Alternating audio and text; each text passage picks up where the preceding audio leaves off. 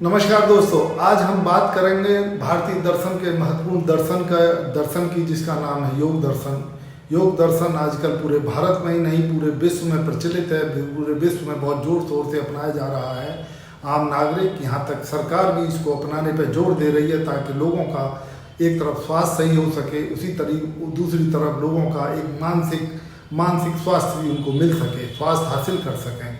योग सूत्र में जो इसका मुख्य ग्रंथ है, उसमें 4 चैप्टर हैं, जिसका नाम है समाधिपाद। इसमें ध्यान और समाधि की स्थिति का वर्णन है। इसी तरीके से साधनपाद, इसमें अष्टांग योग की साधना का विवेचन किया गया है। विभूतिपाद, जिसमें योग से प्राप्त होने वाली सिद्धियों का बताया गया है। और कैवल्यपाद यानी मोक्ष की जो अवधारणा है, मोक्ष की जो अंतिम अवस्था है, उसको बताता है ये चैप्टर। योग दर्शन का उद्देश्य है कि कैसे हम चित्त वृत्तियों का निरोध करें। प्रमुख सूत्र है इसका योगश्चित्त वृत्ति निरोध है, यानी मन की वृत्तियों का निरोध करना योग है।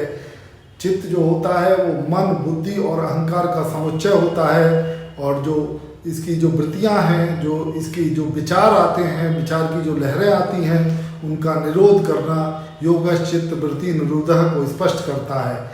इसका नियंत्रण करना हम किस तरीके से योग के माध्यम से करते हैं, ये योग दर्शन हमें बताता है। योग दर्शन वास्तव में सांख्य दर्शन का एक व्यवहारिक पक्ष है। सांख्य दर्शन जहाँ सैद्धांतिक पक्ष है, उसी तरीके से उस सिद्धांत को जमीनी स्तर पर लाने का, व्यक्तिगत स्तर पर अपनाने का जो तरीका है, वो योग दर्शन है। योग में यम, नियम, आसन, प्राणायाम, प्रत्याहार, धारणा, ध्यान और समाधि को बताया गया है कि किस तरीके से हम ये अष्टांग सूत्रों को, 8 सूत्रों को अपनाएंगे तो हमें ध्यान समाधि की अवस्था प्राप्त हो सकती है। और ईश्वर में भी विश्वास ये योग दर्शन जताता है। ये सगुण ईश्वर की कल्पना करता है, जिसमें माना गया है कि ईश्वर सर्वज्ञानी है, सर्वशक्तिमान है और सर्वव्यापक है।